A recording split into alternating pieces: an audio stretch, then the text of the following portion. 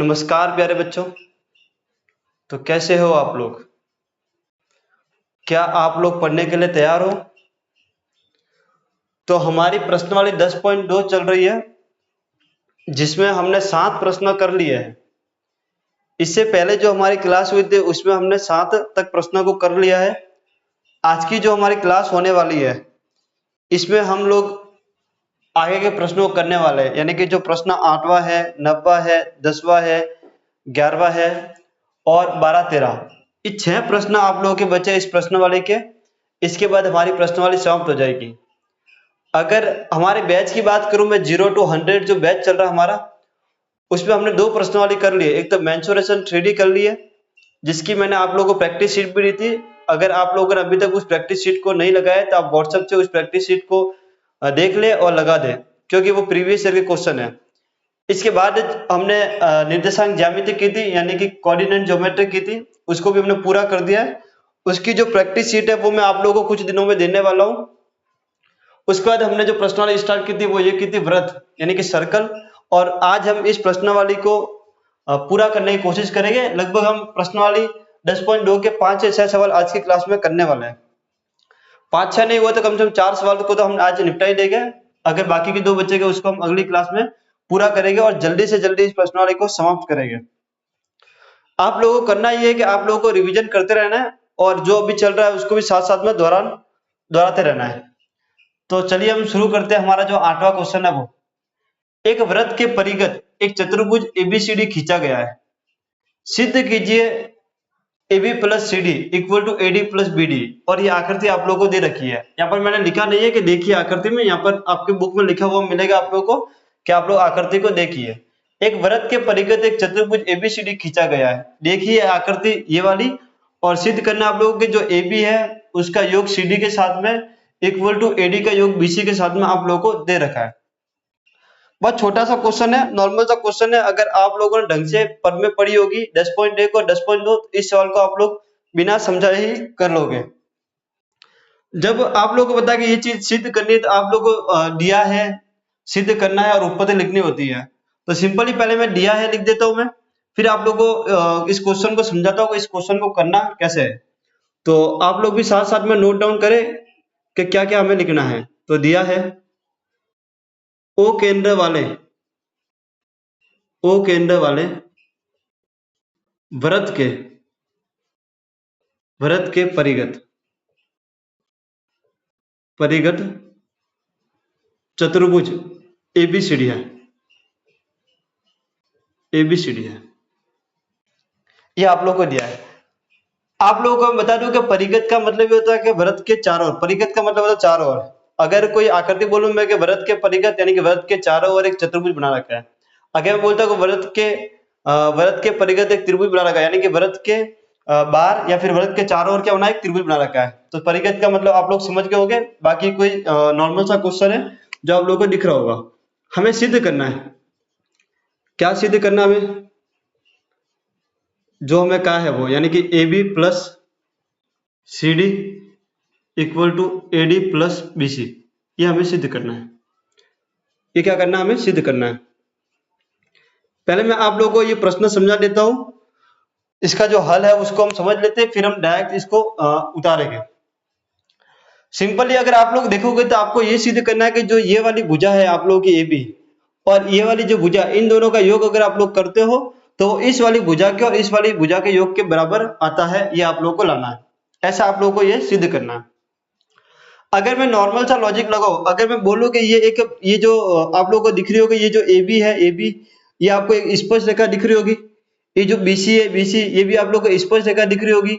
ये जो CD है और ये D है, यानी कि ये 4 आप लोगों को स्पर्श रेखा दिख रही होगी, जो स्पर्श बिंदु PQRS पर स्पर्श करते हुए निकल रही है। इतनी बात आप लोगों को समझ में आ गई क्या? अगर आप इस AB को देखोगे तो ये बिंदु P पर स्पर्श करती हुई जा रही है, ये वाले Q पर कर रही है, ये वाली R पर कर रही है और D है वो S पर स्पर्श कर रही है। आप लोगों ने ये पढ़ा है कि भाई कि स्पर्श रेखा और स्पर्श बिंदु से अगर त्रिज्या खींचते हो तो वो लंब होती है। ये प्रमेय 10.1 थी आप लोगों की। लेकिन आप लोगों ने ये भी पढ़ा है कि बाहरी बिंदु से अगर वृत्त पर खींची गई स्पर्श रेखा होती है वो बराबर होती है। ये प्रमेय 10.2 थी जो आप लोगों ने पढ़ी है। अगर मैं इस वाले बिंदु को बाहरी बिंदु मानता हूँ, बाहरी बिंदु ही है ये बाहरी बिंदु है, तो ये वृत्त है, ये वृत्त का केंद्र है, ये यहाँ पर वृत्त है और वृत्त के बाहर एक बिंदु स्थित है ए, तो ये बाहरी बिंदु हुआ, यानी वृत्त के बाहर स्थित है। बाहरी बिंदु से वृत्त पर खींची गई स्पर्शरेखा, यहाँ से यहाँ तक एक स्पर्शरेखा है, यहाँ से यहाँ तक एक स्पर्शरेखा है, इन दोनों की जो लंबाई है वो क्या होती है, बराबर होती है। ये प्रमेय 10.2 कहती है, यही कहती है। तो पहले हमने जो कथन बोला है उस कथन को लिख देते हैं। हम जानते हैं कि बाहरी बिंदु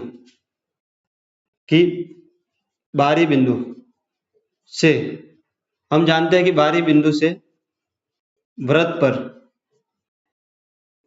खींची गई स्पर्शरेखा की लंबाइयां बराबर होती है। हम जानते हैं कि बाहरी बिंदु से वृत्त पर खींची गई स्पर्शरेखा की लंबाइयां बराबर होती है। अगर मान लो ये ए बाहरी बिंदु, तो ये जो एपी होगा ये ए एस के बराबर होगा। ये जो एपी होगा ये किसके बराबर होगा, ए एस के बराबर होगा। ये कैसे होगा, तो ये आपकी जो 10.2 प्रमेय उससे होगा। इसको मैंने समीकरण 1 नाम दे दिया। अगर मैं इस बिंदु बी की बात करूं मैं, तो बी बिंदु भी तो बाहरी बिंदु है, ये बी बिंदु भी तो बाहरी बिंदु है, और बाहरी बिंदु से खींची गई स्पर्शरेखा भी बराबर होती है, यानी कि जो बी पी होगा ये बी क्यू के बराबर होगा। ए बाहरी बिंदु है, बी बाहरी बिंदु है, सी बाहरी बिंदु है, डी बाहरी बिंदु है, तो इन चारों बाहरी बिंदु पर ये प्रमेय लगेगी, और चारों बाहरी बिंदु पर हम ये प्रमेय लगाएंगे तो इसकी जो दो स्पर्शरेखा ये, इसकी जो दो स्पर्शरेखा ये, इसकी जो दो स्पर्शरेखा दो ये आपस में बराबर होगी कि नहीं होगी, होगी, क्योंकि जब प्रमेय हमने पढ़ रखी है कि बाहरी बिंदु से खींची गई स्पर्शरेखा बराबर होती है। तो इसी प्रकार जैसे हमने ये निकाला, वैसे इसी प्रकार अगर बी बिंदु के लिए बात करूं मैं, इसी प्रकार बी बिंदु के लिए अगर बात करूं मैं, तो क्या होगा आपके हिसाब से, ये जो बीपी होगा क्या होगा, बीपी ये किसके बराबर होगा, बीक्यू के बराबर होगा। किसके बराबर होगा, बीक्यू के बराबर। इसको मैंने समीकरण 2 नाम दिया। क्या आप लोगों को बात समझ में आई क्या? पहले इस वाले को बाहरी बिंदु माना, अब इस वाले को माना, अब इस वाले को मान लेते हैं। तो अगर ये बाहरी बिंदु होगा तो ये क्या होगा, सी आर यानी कि ये यहां से लेके यहां तक की दूरी और यहां से यहां तक की दूरी सी क्यू, दोनों क्या होगी, आपस में बराबर होगी। इसको मैंने समीकरण 3 नाम दिया। इसी प्रकार अगर डी बाहरी बिंदु है, अगर डी बाहरी बिंदु, ये वाला बिंदु बाहरी बिंदु है, तो डी आर इक्वल टू क्या होगा, डी एस होगा। इसको मैंने समीकरण 4 नाम दिया। इसको मैंने समीकरण 4 नाम दिया। अब अगर आप लोग देखोगे कि आपको सिद्ध क्या करना है, ये A B plus C D लाना है। अगर आप लोग इन चारों समीकरण को जोड़ लेते हो, अगर आप लोग इन चारों समीकरण को जोड़ लेते हो, तो आप लोग को दिख रहा होगा जो एपी और बीपी मिलके है, यानी कि जो ये एपी और बीपी मिलके क्या बनेगा, एबी बनेगा। सी आर और डी आर मिलके क्या बनेगा, सी डी बनेगा। तो इस तरफ अगर मैं इन सबको जोड़ता हूं तो ये वाली चीज आ रही है, तो मुझे क्या करना है, इन सबको जोड़ना है। समीकरण 1, 2, 3 व 4 को जोड़ने पर अगर मैं जोड़ूंगा तो लेफ्ट हैंड साइड वाला लेफ्ट हैंड साइड जुड़ेगा, राइट हैंड साइड वाला राइट हैंड साइड जुड़ेगा, प्लस का D R equal to A S plus B Q plus C Q plus का डी एस। अगर आप लोग देखोगे ये एपी और बीपी मिलके क्या बनेगा, एबी बनेगा। ये क्या बनेगा, एबी प्लस सी आर और डी आर, ये सी आर और ये डी आर ये मिलके क्या बनेगा, सी डी बनेगा। क्या बनेगा, सी डी बराबर ए एस और डी एस। इस वाले को और इस वाले को अगर आप लोग जोड़ोगे तो क्या बनेगा, आपका एडी बनेगा आप लोगों का, और बीक्यू और सीक्यू को जोड़ोगे तो क्या बनेगा आप लोगों का, बीसी बनेगा। इसको और इसको जोड़ोगे तो क्या बनेगा, बीसी बनेगा, और इसको जोड़ोगे तो क्या बनेगा, एडी बनेगा। और ये आप लोगों को सिद्ध करना था, यही आप लोगों का सिद्ध करना था, इति सिद्धम, यही आप लोगों को क्या करना था, सिद्ध करना था। क्या आप लोगों को ये समझ में आया? कुछ नहीं करना, आप लोगों को बाहरी बिंदु से वृत्त पर खींची गई स्पर्शरेखा की लंबाई बराबर होती है। इस प्रमेय की सहायता से आप लोगों को बाहरी बिंदु से जो स्पर्शरेखा खींच रहे हो उनको बराबर करना है। इस प्रकार 4 बिंदु है तो चारों की 4 समीकरण आएगी, और चारों समीकरण को जब आप लोग जोड़ोगे तो आपको जो सिद्ध करना है वो वाला ऑटोमेटिक आ जाएगा। इस प्रकार इस क्वेश्चन को आप लोगों को करना था। इसके बाद जो क्वेश्चन है वो हम 9वां नहीं करेंगे और ना ही 10वां करेंगे, हम एक क्वेश्चन इसके जैसा ही है, इसके जैसे एक सेम टू क्वेश्चन है 11वां क्वेश्चन, उसको हम इसके बाद करेंगे, ताकि कि आप लोगों को इस क्वेश्चन के माध्यम से वो समझ में आ जाएगा उसको करना कैसे। ये जो 8वां क्वेश्चन है इसके जैसा का जैसा एक दूसरा और क्वेश्चन है, उस क्वेश्चन का नाम है वो जो क्वेश्चन संख्या है वो है आपकी 11वीं। पहले हम 8वें के बाद 11वें सवाल को करेंगे, फिर हम 9वां 10वां, फिर उसके बाद में 12वां 13वां करेंगे। तो इसके बाद हम जो क्वेश्चन करने वाले हैं वो क्वेश्चन है हमारा 11वां, क्योंकि वो इससे मिलता जुलता ही है। तो आप लोगों को दिख रहा होगा स्क्रीन पर 11वां क्वेश्चन। जैसा कि आप लोग देख पा रहे होंगे 11वें क्वेश्चन को, अभी जस्ट हमने 8वां क्वेश्चन किया है, उसके बाद मैं 11वां क्वेश्चन इसलिए करा रहा हूँ क्योंकि ये क्वेश्चन और वो क्वेश्चन थोड़ा मिलता जुलता है। अगर आपको वो क्वेश्चन समझ में आ गया होगा तो आप इस क्वेश्चन को जल्दी समझ पाओगे। हालांकि मैं 8वें के बाद 9वां 10वां करवा सकता था, फिर 11वां आता, तो फिर आपको वापस मुझे याद दिलाना पड़ता कि आप लोगों ने 8वें क्वेश्चन में क्या किया है। इस वजह से मैं आप लोगों को दोनों साथ में कर रहा हूँ, ताकि आप लोगों को याद भी हो जाएगा कि करना कैसे है, और 2 क्वेश्चन करने से दिमाग में थोड़ा ज्यादा समझ में आता है, ये भी आप लोग जानते हो। इसके बाद हम 9वां क्वेश्चन करेंगे। अभी आप लोग इसको समझने की कोशिश करो। सिद्ध कीजिए कि किसी वृत्त के परिगत, परिगत का मतलब आप लोग जानते हो, यानी वृत्त के चारों ओर समांतर चतुर्भुज समचतुर्भुज होता है। मैंने एक वृत्त बनाया और इस वृत्त के चारों तरफ एक समांतर चतुर्भुज बनाया। क्या बनाया मैंने? एक समांतर चतुर्भुज बनाया है। अब आप लोग मुझे कमेंट में ये बताओ कि समांतर चतुर्भुज होता क्या है।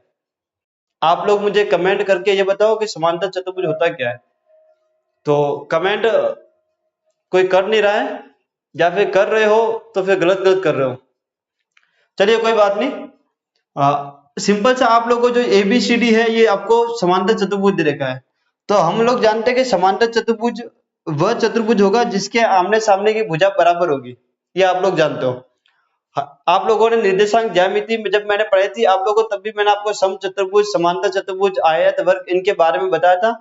तो आप लोगों को याद आ गया होगा कि निर्देशांक ज्यामिति में हमने ये कहा था कि समांतर चतुर्भुज क्या होता है, जिसके आमने सामने की भुजा बराबर हो या फिर समांतर हो, यही कहा था मैंने आप लोगों को। चलिए, तो जो चीज हमें दे रखी है वो चीज लिख देते, पहले जो सिद्ध करनी है वो लिख देते हम, उसके बाद में हम थोड़े क्वेश्चन को थोड़ा आगे बढ़ाएंगे। तो क्या दे रखा है हमें, क्या दे रखा है हमें? हमें ये दे रखा है कि O केंद्र वाले दिया है ना, O केंद्र वाले वाले वृत्त के चारों ओर या परिगत है ना, जो भी आप लोग लिखना चाहो वो परिगत एक समांतर चतुर्भुज ABCD है। अगर ये ABCD एक समांतर चतुर्भुज है तो इसके आमने सामने की जो भुजाओं के बराबर होगी, यानी कि जो AB है वो CD के बराबर होगा, वह BC है वह DA के बराबर होगा। ये हम बोल सकते हैं कि ये जो AB है वो CD के बराबर होगा और जो BC है वो DA के बराबर होगा। हम लोग ऐसा लिख सकते हैं क्योंकि समांतर चतुर्भुज आमने सामने की भुजाएं बराबर होती है, वह समांतर होती है। तो मैंने इन दोनों को क्या किया, आपस में बराबर किया, आमने सामने की भुजा को बराबर किया, यानी कि ये वाली इसके बराबर और ये वाली इसके बराबर है, ऐसा हम लोग को दे रखा है। हम लोग को सिद्ध क्या करना है, हम लोग को सिद्ध ये करना है कि जो ABCD है वो एक समचतुर्भुज है। ABCD एक समचतुर्भुज है, समचतुर्भुज है, ये हमें सिद्ध करना है। उत्पत्ति, यहां से हम क्वेश्चन को थोड़ा समझने का प्रयास करते हैं। मैंने अभी अभी जस्ट इससे पहले वाले क्वेश्चन में आप लोगों को बताया कि ये जो AB है ये एक स्पर्श रेखा और बिंदु B पर स्पर्श कर रही है। वैसे ये वाली एक स्पर्श रेखा और बिंदु Q पर स्पर्श कर रही है, CD भी एक स्पर्श रेखा जो R पर स्पर्श कर रही है, जो DA है वो भी S पर स्पर्श करते हुए एक स्पर्श रेखा है। अगर मैं एक ही बात को, तो ये वृत्त के बाहर है और वृत्त के बाहर है तो हम लोग ये प्रमेय लगा सकते हैं कि बाहरी बिंदु से वृत्त पर खींची गई स्पर्श रेखा की लंबाई बराबर होती है। तो ये जो AP है इतना सा और ये जो AS है इतना सा, ये दोनों आपस में बराबर हो गए। अभी हमने जस्ट 8वें क्वेश्चन में ऐसा किया है। तो ये वाला जो पोर्शन है इसके बराबर होगा, ये वाला जो पोर्शन है वो इसके बराबर होगा, इतना सा CQ होगा वो CR के बराबर होगा, और जो DR है किसके बराबर होगा, DS के बराबर होगा। ये कैसे बराबर होगा, तो ये 10.2 प्रमेय से बराबर होगा। तो वही चीज है, वही चीज मैं यहाँ पे लिख रहा हूँ कि हम जानते हैं, जैसा हमने 8वें क्वेश्चन में किया था, वही चीज में लिख रहा हूँ, हम जानते हैं। हम जानते हैं कि बाह्य बिंदु से वृत्त पर खींची गई स्पर्श रेखा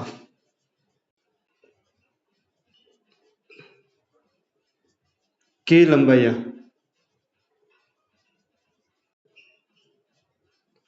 बराबर होती है। बाहरी बिंदु से अगर आप लोग स्पर्श रेखा खींचोगे तो बराबर होगी, यानी कि जो एपी होगा वो किसके बराबर होगा, ए एस के। इसको आप लोग दोगे समीकरण 1 नाम, जैसे पिछला वाले के थे। बाहरी बिंदु बी भी है तो ये बीपी किसके बराबर होगा, बी क्यू के। इसको हम लोग समीकरण 2 नाम देंगे। बाहरी बिंदु सी है तो जो सी आर होगा वो किसके बराबर होगा, सी क्यू के। सी आर है वो किसके बराबर होगा, सी क्यू के। समीकरण 3 नाम दोगे आप लोग। और जो आपका डी आर है, आपका जो डी आर है वो किसके बराबर होगा, डी एस के। इसको आप लोग समीकरण 4 नाम दोगे। फिर वही काम करना आप लोगों को समीकरण 1, 2, 3 व 4 को जोड़ने पर। समीकरण 1, 2, 3 व 4 को जोड़ने पर अगर आप लोग इन समीकरण को जोड़ोगे तो क्या आएगा, AP plus BP plus C R plus D R बराबर A S plus B Q plus C Q plus D S. ये आएगा। समीकरण 1, 2, 3 व 4 को जोड़ा, एपी और बीपी मिलके क्या बनेगा, एबी बनेगा। सी आर और डी आर मिलके क्या बनेगा, सी डी बनेगा। ए एस और डी एस मिलके क्या बनेगा, एडी बनेगा। और बी क्यू और सी क्यू मिलके क्या बनेगा, बी क्यू। ये बी क्यू और सी क्यू यानी कि बीसी बनेगा। क्या बनेगा, बीसी बनेगा। यहां तक तो हमने 8वें सवाल में भी किया था और ये हमें सिद्ध करना था। अब यहां से जो सवाल है आपका 11वां वो समझो। हमने बोला कि जो A B plus C D यानी कि ये वाली भुजा और ये वाली भुजा, इन दोनों को अगर मैं जोड़ता हूं तो इस वाली भुजा का इस वाली भुजा के योग के बराबर आता है। इसका मतलब ये है। लेकिन हमें तो ये भी तो दे रखा है कि जो ए बी है, जो ए बी है वो सी डी के बराबर है। जो ए बी है वो किसके बराबर, सी डी के बराबर है। या फिर जो सी डी है वो ए बी के बराबर है। तो ये जो आप लोगों को दिख रहा है, आप लोगों को दिख रहा है जो ए बी है ये सी डी के बराबर है, या सी डी है वो ए बी के बराबर है। तो यहाँ पर ए बी का मान मैं सी डी रख सकता हूँ और या फिर मैं यहाँ पर सी डी का मान ए बी रख सकता हूँ। मैं वो कैसे रख सकता हूँ, क्योंकि वो चीज आपको दे रखी है, वो चीज आपको दे रखी है। तो यहाँ से मान उठा के यानी कि जो ए बी का मान है या फिर जो सी डी का मान है ए बी मैं यहाँ पर रखूंगा, और यहाँ पर जो एडी का मान है, एडी का जो मान है बीसी वो उठा के मैं यहाँ पर रखूंगा। क्या बात समझ आई आप लोगों को। यानी कि जो ए बी है यहाँ पर मैंने सी डी की जगह क्या रखा, ए बी रखा। ये क्या है आप लोगों का एडी है, और यहाँ पर बीसी की जगह पर मैं क्या रख रहा हूँ, एडी रख रहा हूँ। ये कहां से रखा मैंने, दिया है इसे, दिया है आप लोगों को कि ये दोनों चीजें क्या है, आपस में बराबर है। ए बी और ए बी, इसको मैं यहाँ पर उतार रहा हूँ, ए बी और ए बी, तो 2ab होगा इक्वल टू कितना होगा, 2ad। ये 2 से 2 कट जाएगा, 2 से 2 कट जाएगा। ए बी इक्वल टू कितना है, ए बी इक्वल टू कितना है, एडी आया। अब आप लोग को थोड़ा समझना पड़ेगा। हमने कहा कि ये वाली भुजा और ये वाली भुजा तो बराबर है, ये दिया है हमको। ये वाली भुजा इस भुजा के बराबर है, ये वाली भुजा इस भुजा के बराबर है। क्यों बराबर है, क्योंकि समांतर चतुर्भुज है। लेकिन हमें ये सिद्ध करना है कि समचतुर्भुज। आप लोग जानते हो कि समचतुर्भुज किसे कहते हो, आप लोग जानते हो कि समचतुर्भुज किसे कहते हो, ऐसा चतुर्भुज जिसकी चारों भुजा बराबर हो। हालांकि निर्देशांक ज्यामिति अगर आप लोगों ने मुझसे पढ़ी होगी तो समचतुर्भुज, आयत, वर्ग, समांतर चतुर्भुज, त्रिभुज, समकोण त्रिभुज, इस सब के बारे में आप लोग जानते होंगे। अगर आप लोगों ने नहीं पढ़ी है उस प्रश्न वाली को, तो प्लेलिस्ट बनी हुई है 0 to 100 बैच के नाम से, आप लोग जाकर वहां पर देख सकते हो, या फिर डिस्क्रिप्शन में आप लोगों को उस वीडियो की या फिर उस एक्सरसाइज की लिंक मिल जाएगी, आप लोग वहां से जाकर भी समझ सकते हो। उसमें मैंने सब एक्सप्लेन कर रखा है क्या क्या चीजें इनकी होती है। तो समचतुर्भुज यानी कि ऐसा चतुर्भुज जिसकी चारों भुजा बराबर हो।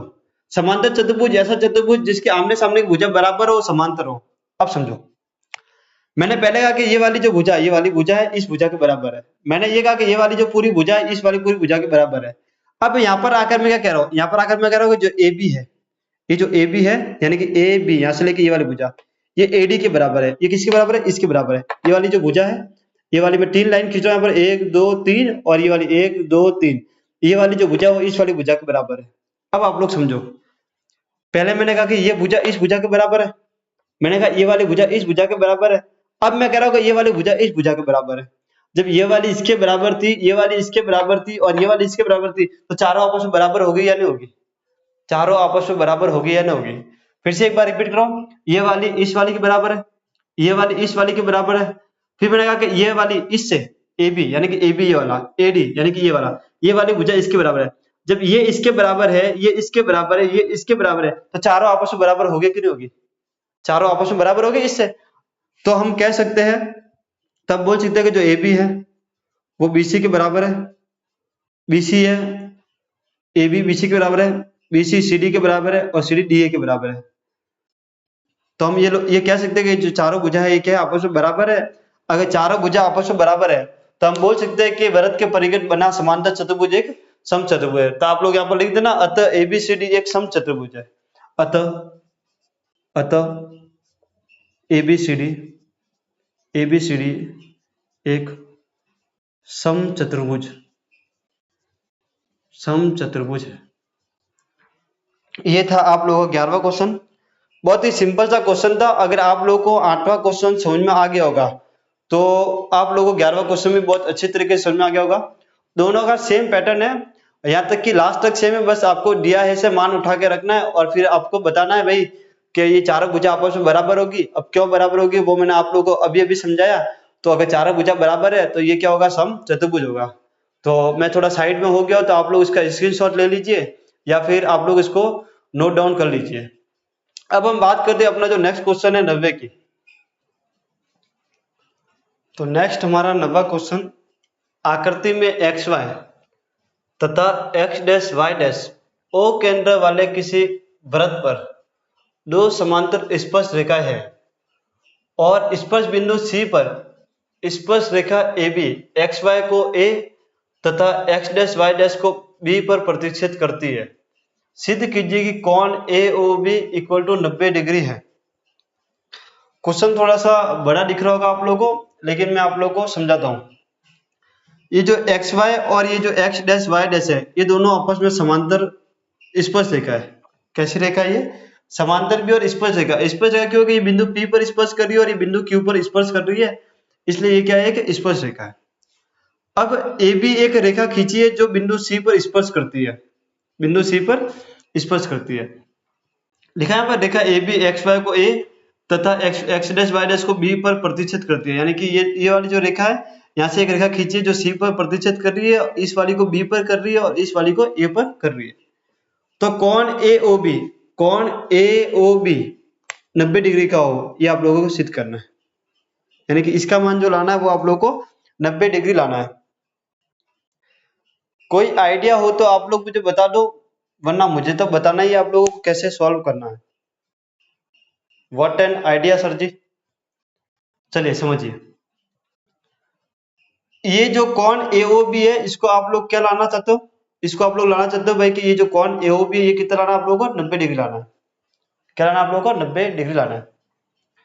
सिंपली अगर मैं इसकी बात करूं, ये जो यहाँ से लेके आता है OP और यहाँ से लेके OQ की, तो ये आपको त्रिज्या दिख रही होगी। यानी कि ये O केंद्र है यहाँ पर, तो O से लेके P तक और O से लेके Q तक, ये क्या है? दोनों त्रिज्या है। ये त्रिज्या इतनी सी त्रिज्या है और ये स्पर्श रेखा है। तो त्रिज्या व स्पर्श रेखा मध्य बनने वाला कोण कितना होता है? 90 डिग्री होता है। त्रिज्या व स्पर्श रेखा मध्य बनने वाला कोण कितना होता है? 90 डिग्री होता है। ये 90 डिग्री और ये कितना होगा आपका? 90 डिग्री होगा। 90 होगा। ये तो आप लोग जानते हो। ये कितना होगा आप लोगों का? 90 डिग्री होगा। यहाँ तक तो आप लोगों को डाउट नहीं। ये कितना होगा? 90 डिग्री होगा। कैसे होगा? वैसे ही कि भाई कि जो त्रिज्या है यानी कि जो स्पर्श रेखा है तथा स्पर्श बिंदु से खींची गई त्रिज्या परस्पर लंबवत होती है, तो ये वाला कोण और ये वाला कोण क्या होगा आप लोगों का? 90 डिग्री होगा। कितना होगा? 90 डिग्री होगा। चलो, तो जो चीज मुझे दिख रही है वो मैं यहाँ पर लिख देता हूँ। पहले जो चीज हमें दिख रही है वो लिख देते हैं कि स्पर्श रेखा तथा स्पर्श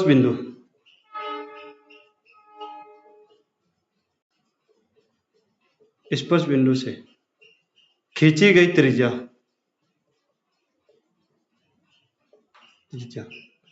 परस्पर लंबवत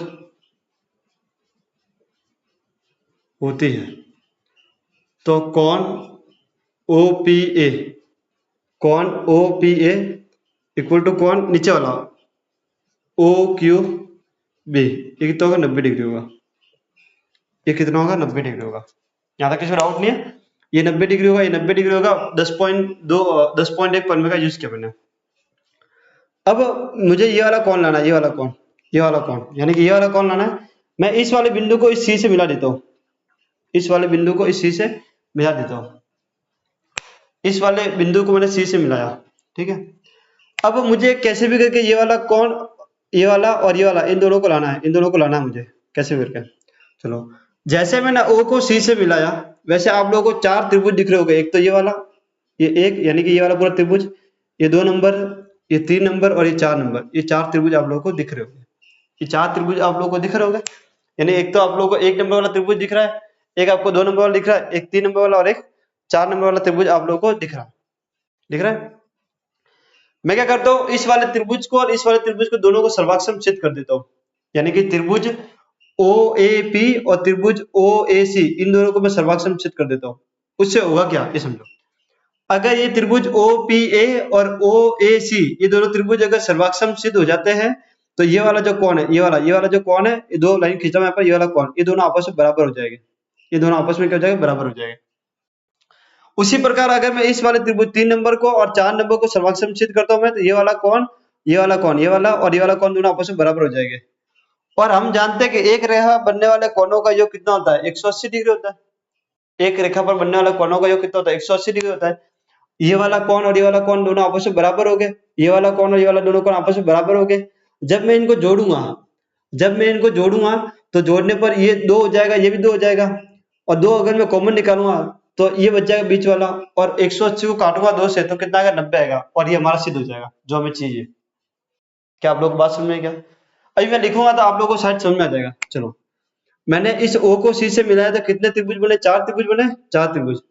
तो त्रिभुज पहले मैं लिखता हूँ, त्रिभुज OPA व त्रिभुज OAC में, OPA व त्रिभुज OAC में। क्लियर है? चलो, OPA की बात करूं तो आपको दिख रहा होगा, ये जो OP है ये OC के बराबर होगा। क्यों बराबर होगा? क्योंकि दोनों वृत्त की त्रिज्या है। आप लोग जानते हो कि जब भी हम किन्हीं दो त्रिभुजों को सर्वाक्षम छेद करते हैं, हमें 3 चीज बराबर बतानी होती है। कितनी चीज? 3 चीज। अगर मैं इन दोनों त्रिभुज की 3 चीज आपस में बराबर बता देता हूँ तो ये दोनों त्रिभुज सर्वाक्षम हो जाएंगे, और सर्वाक्षम त्रिभुजों की संगत भुजा व संगत कोण आपस में बराबर होते हैं, तो उससे आपके जो कोण है या भुजा है जो भी है वो बराबर हो जाएंगे। तो मैं लिखता हूँ कि OP, यानी कि OP इक्वल टू क्या होगा, OC होगा। एक ही वृत्त की त्रिज्या है। आप लोग जानते हो कि जब भी आप सर्वाक्षम छेद करते हो तो आपको रीजन देना होता है कि किससे आप लोगों को बराबर किया, तो एक ही वृत्त की त्रिज्या। आप लोग देखोगे जो OA है ये OA दोनों में आ रहा है, OA है ये O दोनों में आ रहा है, तो इसको आप लोग क्या बोलोगे, उभयनिष्ठ बोलोगे। क्या बोलोगे आप लोग, उभयनिष्ठ। ये वाली भुजा इसके बराबर हो गई, ये वाली भुजा इसके बराबर हो गई। अब आप लोगों को दिख रहा होगा भाई कि ये 90 डिग्री तो ये भी 90 डिग्री होगा, लेकिन ऐसा नहीं है। ये 90 डिग्री होगा तो ये भी 90 डिग्री होगा, ऐसा नहीं है। हमको पता नहीं है भाई 90 है या नहीं है, हो सकता है थोड़ा टेढ़ा से झुका हुआ हो, ये बिंदु कोई ऊपर नीचे हो। हालांकि ये पता है कि ये त्रिज्या है, ये स्पर्शरेखा ये 90 डिग्री बनाएगी, लेकिन हम इसको बराबर ना करके हमको पता है कि ये एक बाहरी बिंदु और बाहरी बिंदु से वृत्त पर खींची गई स्पर्शरेखा दोनों बराबर होती है, यानी कि AC और AP क्या होगी, दोनों आपस में बराबर होगी।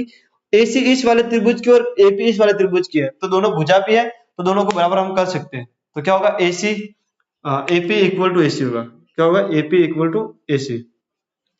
परमेय 10.2 लिख रहा हूं मैं यहाँ पर, इतना बड़ा कथन नहीं लिख रहा हूं मैं। परमेय 10.2, परमेय 10.2 क्या कहती है, बाहरी बिंदु से वृत्त पर खींची गई स्पर्शरेखा की लंबाई बराबर होती है, तो उससे मैंने यहाँ पर लिख दिया। मैं कथन नहीं लिख रहा, मैंने परमेय लिख दिया। अगर आप लोग देखोगे तो ये जो दोनों त्रिभुज है OPA व OAC है, ये वाली भुजा इसके बराबर हो गई, ये वाली बराबर हो गई, और ये तीनों आपस में बराबर हो गई। तो कौन सा नियम लिखा, भुजा भुजा भुजा, यानी कि ट्रिपल S, भुजा भुजा भुजा, सर्वाक्षमता नियम से त्रिभुज OPA इक्वल टू सर्वाक्षम त्रिभुज OAC। ये दोनों त्रिभुज क्या होगा, सर्वाक्षम हो गया, OP है और OAC। तो ये वाला जो कोण है, ये वाला जो कोण है, ये वाला कोण, मैं थोड़ा इसको वॉश करके यहाँ पर थोड़ा अच्छे तरीके से लिख देता हूँ। इसको हमने मिलाया था यहाँ पर। इस वाले कोण को मैं एक नाम लेता हूँ, त्रिभुज एक है इसलिए एक। इसको मैं दो नाम लेता हूँ, यानी कि ये जो एक है कोण ये वाला, और कोण ये वाला एक, ये वाला दो, ये दोनों क्या होगा, आपस में बराबर हो गए। तो कोण एक बराबर कोण दो, किससे हुआ ये, CPCT से हुआ। किससे हुआ ये, CPCT से हुआ। यहाँ तक बात समझ में आएगी आप लोगों को। चलो, यानी कोण एक बराबर कोण क्या है, दो है। अब आगे, अब मैं इस त्रिभुज BOC और त्रिभुज BOQ की बात कर रहा हूं मैं। त्रिभुज BOC, त्रिभुज BOC व त्रिभुज BOQ में, इस वाले त्रिभुज में भी ये वाली भुजा इसके बराबर होगी, ये उभयनिष्ठ होगा और बाहरी बिंदु से वृत्त पर खींची गई इस पर जाकर लंबाई बराबर होगी। यानी कि जैसा ये क्या वैसा क्या, सेम टू कॉपी इसका भी सर्वक्षमता होगा। तो मैं लिख देता हूँ इसी प्रकार, क्या लिख देता हूँ मैं, इसी प्रकार त्रिभुज BOC व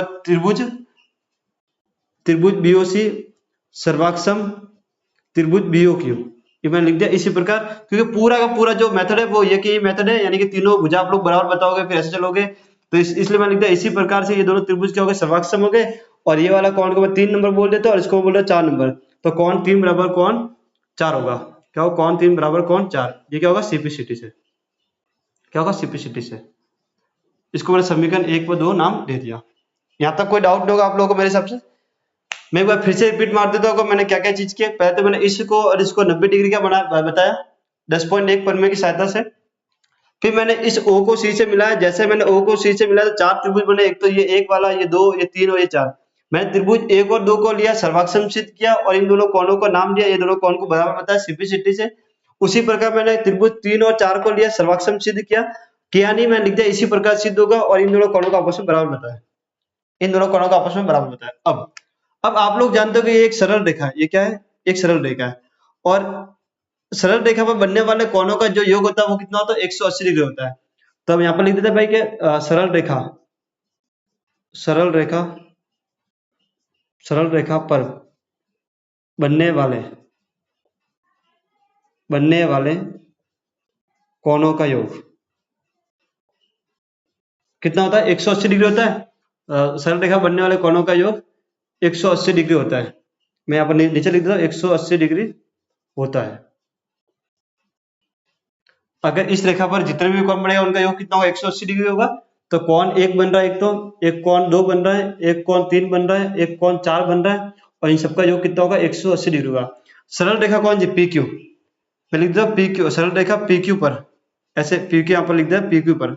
आप लोग भी यहाँ पर लिख दिया सरल रेखा PQ पर बनने वाले कोणों का योग 180 डिग्री होगा, होता है या होगा। तो कोण 1 प्लस कोण 2 प्लस कोण 3 प्लस कोण 4 इक्वल टू 180। अगर आप लोग देखोगे समीकरण 1 में कोण 1 और कोण दोनों 2 बराबर है, तो मैं 1 की जगह पर 2 यूज कर सकता हूँ यहाँ पर, और 2 की जगह पर मैं 1 यूज कर सकता हूँ। वैसे 3 की जगह पर मैं 4 यूज कर सकता हूँ, 4 की जगह पर 3 यूज कर सकता हूँ। तो कोण 1 प्लस 1 और कोण 3 प्लस कोण 3 इक्वल टू 180। और ये हमने लिया समीकरण 1 व 2 से, 1 व 2 से, 1 व 2 से। ये कितना होगा, 2 कोण 1 होगा प्लस का 2 कोण 3 होगा, और ये कितना होगा आप लोगों का, ये कितना होगा आप लोगों का, ये कितना होगा आप लोगों का। मैं यहाँ पर जो कोण 1 का मान इसको 2 कर देता हूँ। पर कितना कर देता हूँ मैं, कोण 2 कर देता हूँ, कोण 2 और ये कोण 2 ही रहने देता हूँ मैं। यानी कि मुझे ये वाला और ये वाला चाहिए, 2 और 3 चाहिए। तो मैं 1 को 2 लिख रहा हूँ और 3 जो 4 है उसको 3 लिख रहा हूँ मैं।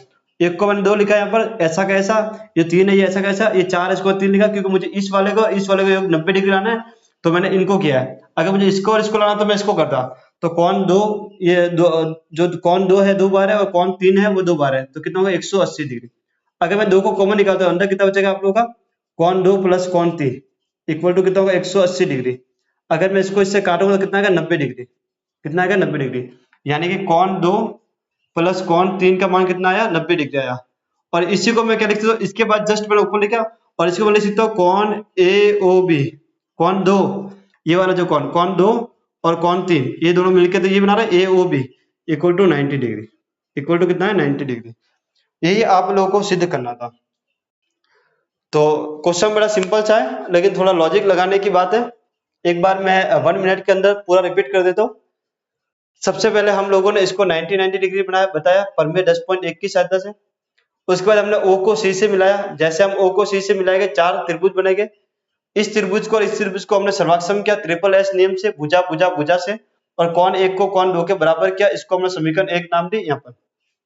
वैसे इसको भी हमने सर्वाक्षम सिद्ध किया। सर्वाक्षम कैसे होगा, जैसे ये किया वैसे ये किया होगा। तो इसी प्रकार लिख के हमने कौन 3 और कौन 4 को बराबर बताया और इसको समीकरण नाम दे दो। हम जानते हैं कि PQ एक सरल रेखा और सरल रेखा बनने वाले कोणों का एक 180 डिग्री होता है। तो 1 2 3 4 इन सबका योग किसके बराबर होगा, 180 के बराबर होगा। अब मुझे पता है कि मुझे AOB ज्ञात करना है, मुझे AOB ज्ञात करना है। तो मैंने जो 2 और 3 को दिमाग में रखा, यानी कि मुझे पता है कि 2 व 3 का मुझे 90 डिग्री लाना है। तो 1 को मैंने 2 से कन्वर्ट किया और 4 को मैं 3 से कन्वर्ट किया। कन्वर्ट क्यों किया, क्योंकि समीकरण 1 और 2 में ये आपस में बराबर है। जब मैंने इनको कन्वर्ट किया तो जो कौन 2 है वो 2 बार हो गए और कौन 3 है वो भी 2 बार हो गए। मैं 2 को कॉमन निकाला, फिर 180 से काटा तो कितना है 90। और इसी को मैं लिख सकता हूँ कौन 2 प्लस कौन 3 को मैं क्या बोल सकता हूँ, कौन AOB। इस प्रकार हमने कौन AOB को कितना लाया, 90 डिग्री। और ये था हमारा 90वां क्वेश्चन। बहुत ही सिंपल सा क्वेश्चन है, बहुत ही शानदार सा क्वेश्चन है। आप लोग इसको 1-2 बार करने का प्रयास जरूर करें, क्योंकि एग्जाम में हो सकता है कि क्वेश्चन आ जावे और आप लोगों को करना पड़े। तो इसकी प्रैक्टिस आप लोग बार बार करें। अब हम बात करते हैं अपने अगले क्वेश्चन 10वें की। 10वां क्वेश्चन आप लोग देख पा रहे होंगे स्क्रीन पर।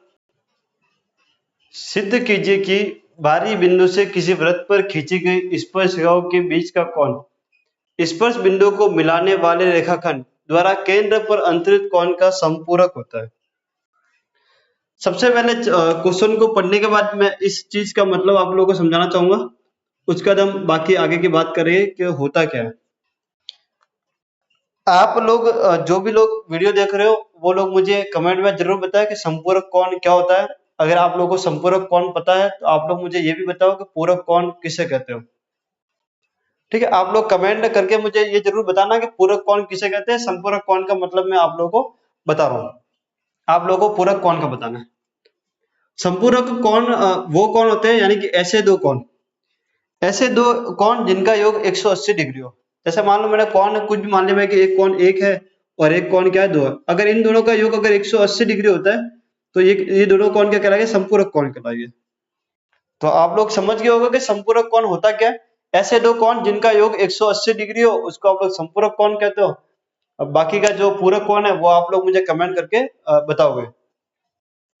चलिए, तो सिद्ध कीजिए कि बाहरी बिंदु से किसी वृत्त पर खींची गई स्पर्शरेखा है। तो पहले मैं इतना सा काम कर लेता हूँ, एक वृत्त बना लेता हूँ। यानी कि ये हमारा एक वृत्त है।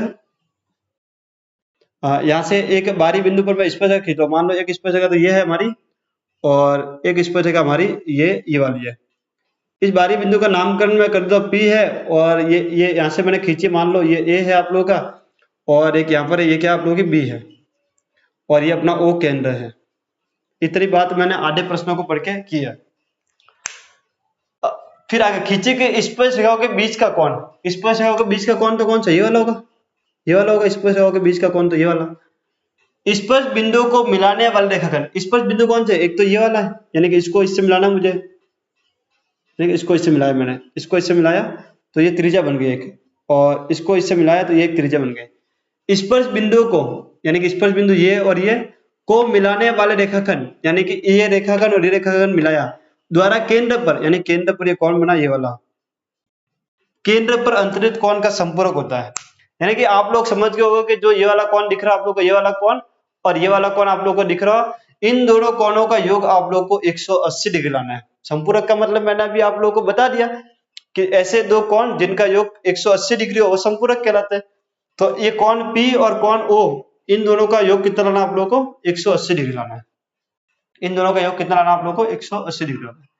तो मैं यहाँ पर लिख देता हूँ कि आपको सिद्ध क्या करना है, फिर इसके बाद हम आगे बढ़ते हैं। हमें हम लोग आगे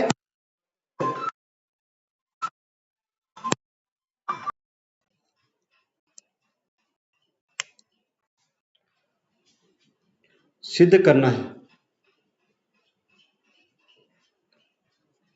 कौन AOB प्लस कौन APB इक्वल टू 180 डिग्री। ये हमें सिद्ध करना है कि ये वाला कौन और ये वाला कौन का योग कितना होगा, 180 डिग्री होगा।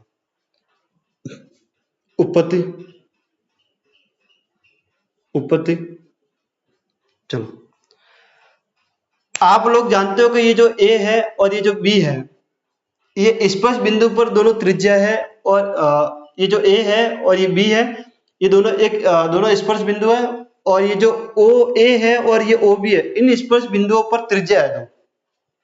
क्या बोला मैंने? ये जो बिंदु A है और बिंदु B है, ये स्पर्श बिंदु है, और ये जो OA है और ये OB है, इन बिंदुओं पर त्रिज्या है। आप लोग जानते हो कि अगर स्पर्श बिंदु और स्पर्श रेखा, ये स्पर्श रेखा दिख रही है आप लोगों को, स्पर्श रेखा तथा स्पर्श बिंदु से खींची गई त्रिज्या परस्पर लंबवत होती है। क्या होती है? परस्पर लंबवत होती है। मैं आप लोगों को ये बात कम से कम 10, 15, 20 बार बोल चुका हूँ। ये प्रमेय 10.1 है, तो ये कितना होगा आप लोगों का? 90 डिग्री होगा। ये कितना होगा आप लोगों का? 90 डिग्री होगा। कैसे होगा? तो मैं लिख देता हूं यहाँ पर, स्पर्श रेखा तथा स्पर्श बिंदु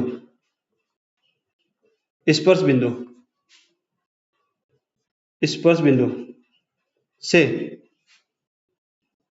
खींची गई त्रिज्या परस्पर लंबवत होती है। तो कौन OAP इक्वल टू, यानी कि कौन OAP और कौन OBP इक्वल टू कितना होगा? 90 डिग्री होगा। कैसे होगा वो आपके सामने कथन में लिख दिया है 10.1 प्रमेय का। अब समझो आप लोग, ये 90 डिग्री है, ये 90 डिग्री है, 180 हो गया। अब इन दोनों को 180 लाना है तो फिक्स बात है 180 होगा। आप लोग अगर देखो ढंग से, ये जो AOBP है ये एक चतुर्भुज है। क्या है? ये जो APBO है ये क्या है? चतुर्भुज है, और चतुर्भुज के चारों कोणों का योग कितना होता है? 360 डिग्री होता है। अगर इन दोनों का मान 90 और 90 है तो ये दोनों कितना होगा? 180 तो होगा, और ये तो आप लोगों को सिद्ध करना है। तो हम लिखते हैं कि APBO एक चतुर्भुज है, एक चतुर्भुज है। चतुर्भुज के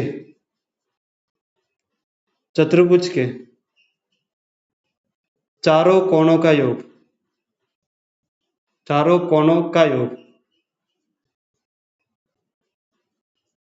360 डिग्री होता है। ये तो आप लोग जानते हो। त्रिभुज के तीनों कोणों का योग कितना होता है भाई? क्या है यार, आप लोगों को इतना भी नहीं पता है? 180 डिग्री। कितना? 180 डिग्री। वैसे चतुर्भुज के चारों कोणों का योग 360 डिग्री। कुछ छोटी छोटी सी बातें जो आप लोगों को ध्यान रखनी चाहिए। खैर कोई ना, यहाँ पर आओ। यानी कि ये वाला कौन OAP प्लस कौन ये वाला कौन APB प्लस ये वाला कौन PBO प्लस ये वाला कौन BOA इक्वल टू कितना हो? 360 डिग्री। कितना हो? 360 डिग्री। ए का मान कितना? 90 डिग्री। ये पता नहीं आप लोगों को? ये तो पता है 90 डिग्री, और ये आप लोगों को पता नहीं है 360 डिग्री। 90 और 90 कितना हुआ? 180 डिग्री। मैं यहाँ पर लिख रहा हूँ 180 डिग्री प्लस का कौन APB प्लस का कौन APB प्लस का कौन BOA इक्वल टू 360 डिग्री। यही है। BOA बोलो या AOB बोलो, बात है क्या? कौन APB प्लस कौन BOA इक्वल टू 360, और इसको अगर मैं भक्षाना करूं तो माइनस का कितना होगा? 180 होगा। तो ये कितना आएगा? 180 डिग्री आएगा। APB प्लस का कौन BOA, यानी कि ये वाला कौन और ये वाला कौन, इन दोनों का योग कितना आया? 180 डिग्री आ गया है। और ये हम लोगों को क्या करना था? सिद्ध करना था कि ये जो दो कोण है, यानी कि स्पर्श रेखा और केंद्र पर अंतरित कोण है, इन दोनों का योग कितना? 180 डिग्री है। और 180 डिग्री कोई हम वो लोग बोलते हैं कि ये दोनों संपूरक कोण है। तो आप लोग लिख सकते हो अतः स्पर्श रेखाओं के बीच का कोण और स्पर्श बिंदुओं को मिलाने वाले रेखाखंड द्वारा केंद्र पर अंतरित कोण संपूरक होता है। आप लोग ये लाइन लिख सकते हो, अदरवाइज इतना रखोगे तो भी चलेगा। ये था आप लोगों का 10वां क्वेश्चन। आई होप कि आप लोगों के आज की जो क्लास है वो समझ में आ गई होगी। आज के क्लास में हमने 8वां, 9वां, 10वां और 11वां यानी कि 4 क्वेश्चन कर दिए। अभी अगर देखा जाए तो हमारी क्लास पौने 1 घंटे की हो गई है। अगर हम 12वें और 13वें क्वेश्चन करने जाएंगे तो हमारी क्लास 1.5 घंटे की हो जाएगी, क्योंकि जो 12वां सवाल है वो कम से कम आधे घंटे का सवाल है और जो 13वां सवाल है वो मात्र 10 या 15 मिनट का सवाल है। तो आधा घंटा ऐड कर लो आप लोग तो 1.25 घंटा और 15 मिनट यानी कि 1.5 घंटे की क्लास हो जाएगी, जो कि आप लोग पचा नहीं पाओगे। तो आज की क्लास में हम लोग इतना ही करते, फिर आगे की जो हमारी क्लास आएगी उसमें हम इस प्रश्नावली को खत्म कर देंगे और कुछ इंपॉर्टेंट क्वेश्चन भी होंगे जो मैं उस क्लास में आप लोगों को कराने वाला हूँ कि एग्जाम में किस टाइप के एमसीक्यू आते हैं, तो वो एमसीक्यू भी हम साथ साथ में उसमें करने वाले हैं। तो आज के लिए इतना काफी है, तब तक के लिए आप लोग राज करो, रिवीजन करो और मजे करो।